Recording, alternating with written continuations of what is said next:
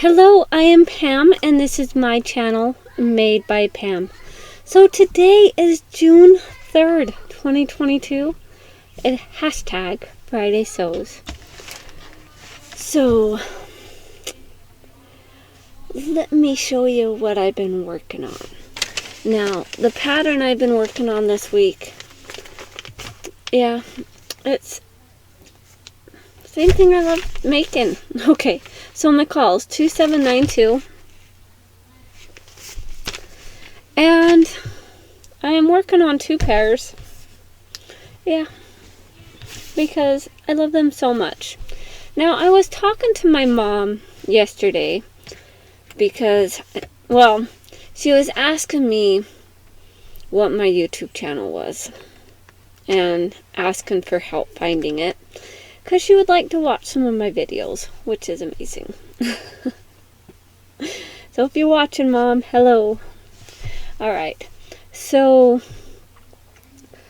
I was talking to her yesterday about taking, this pattern and combining it with another pattern to kind of eliminate some of the hassle. So one of the other ones I like to make, the waistline is a little bit higher, and so like the waistline actually comes up higher. I guess it's a little bit weirder, I don't know. And it just has the buttons on one side instead of both sides, but it doesn't have the pockets like that. It just has like patch pockets along the legs. And I like the way that the buttons on the side, how the little placket comes together. I like how that comes together, and I think that is a simpler way. And it is another McCall's pattern, but it's a simpler way to put those side plackets together than the way that they are put together on these other pants. But let me show you what I have done so far. So this is my collar blocked corduroy. I've been working on it today. So I decided that I would add different color buttons on each part. So this only has 2 buttons because somehow the section just ended up being a little bit shorter, which is fine. And this side was a little bit longer, and I've got 3 buttons, and that's not quite where it needed to be for that, but it's okay. I'm okay with that. I've got that, and then I've got my little patch pocket on the side, which I'm kind of thinking that I needed to add a button on. So I think I am going to add a button, and I do have another button here. I think I will just add that on there just so that it stays closed. Either that or I do snaps. Either way, I could do a snap or I could do a button, but I think I'll do a button. And then I've got the straps up there and lots of thread everywhere, and then my wonderful pocket. So they are coming together. I still have to sew up this inseam for the pants, but I have everything else sewn up. So that is one that I have been working on. And then the other one, I showed my mom a picture of just the bib part yesterday. She's like, I really like that. I'm like, I do too. That's why I had to buy all the pieces that I saw. Now this one, I don't have the buttons or the buttonholes sewn together yet. But I think I have everything else done except for putting the elastic in the bottom.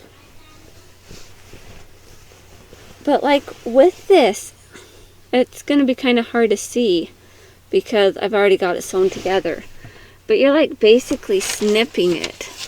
So let me show you a kind of a view on my instructions here. And that one doesn't have the view.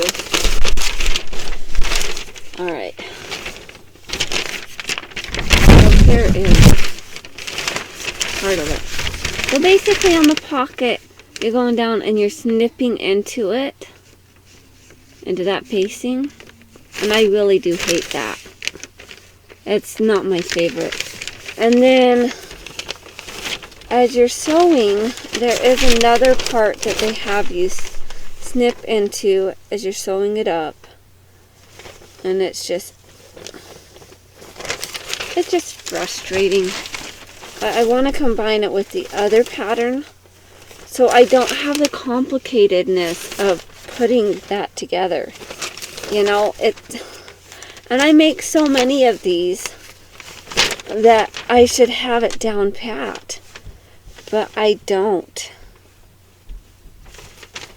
So like with this, okay, so you have this section here, and basically you're stitching it and then you're cutting into it like a little section, and I hate that.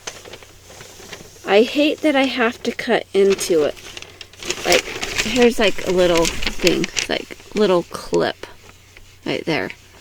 I hate that. It is not my most favorite part because I do like to serge all the edges, and it makes it kind of like pointless to serge those edges if I'm just going to have to clip into that serging and clip that fabric. So I want to kind of combine another pattern together with this pattern and just kind of intertwine them and try to master that way of doing it, because I'm not like 100% satisfied with the way this has to work, because in order to hide that clip and the rawness, I always need to do like a zigzag stitch connecting that pocket piece together so that it lays flat and it's good. It's not my favorite part. Let's say that much. Now this, I do have pins kind of temporarily marking where how the straps are.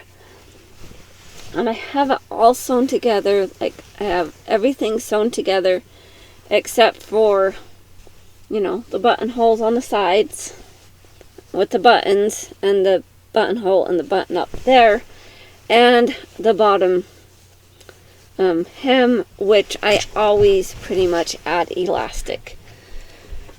And I did, like a while back, I did add an extra couple inches to this pattern piece. So I added like maybe 3 inches onto the pattern piece. And this is like the bottom part of the leg.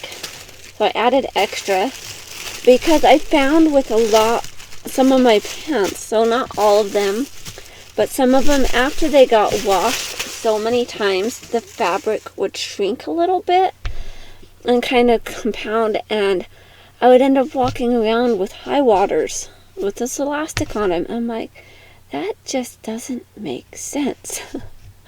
So I just decided, well, you know what, I'm just going to extend that along just a couple inches, and then that gives the legs just a little bit longer, and then later when they stretch out, you know, like this, like with my knee bent and stuff, it just kind of is there.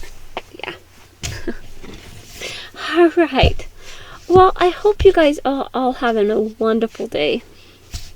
Now on the life front. Well, I helped my sister get her vehicle fixed. And thank goodness. So, it broke down in February. Yeah, that's a long time to be without a vehicle. So I've been driving her, like, work, school, well, work, I guess. Work and taking her kids to school. And I was like, you know what? It's time we get this fixed. So I called transmission place because we thought it was her transmission. But they do other work too. So I called Aamco, and I had mentioned to him what was going on, and then it just like up and quit on us, and we think it's a transmission, and if they can take a look at it and see what it is. Well, he got it in there, and this guy was so honest. So he calls me every step of the way. He's like, okay, well, first off, I don't think it's your transmission, but we will take a look at it. We know it is the CV axles. So he went in and replaced both axles because the bearings, basically, the axle pieces and the bearings, they had come apart. And so that caused the rods, the axles, just to spin while trying to put it into gear. It's like, well, that's weird. So, we got it in, they fixed it, and then they had to replace the battery. And so, like, a different place, they may have said, well, yep, it's your axles, but we're going to do your transmission too, just because that's what you sent it in here for. Well, this place, he's like, no, it's not your transmission. Your transmission is still good, and it should be good for many years to come. I did have him service the transmission, put new, clean fluid in it, new transmission fluid. And then I'm like, well, why you have it in there? Can you do the oil change too? And so he did that. And he got that all done, and it works great. My sister is so happy that she has her vehicle back. And so, just a little shout out to Tom from Aamco in Bountiful. Now, I'm in Utah. So Bountiful, Utah, he is a very great guy. All right. Well, I hope you guys all have a wonderful day. Stay creative. Talk to you next time. Bye.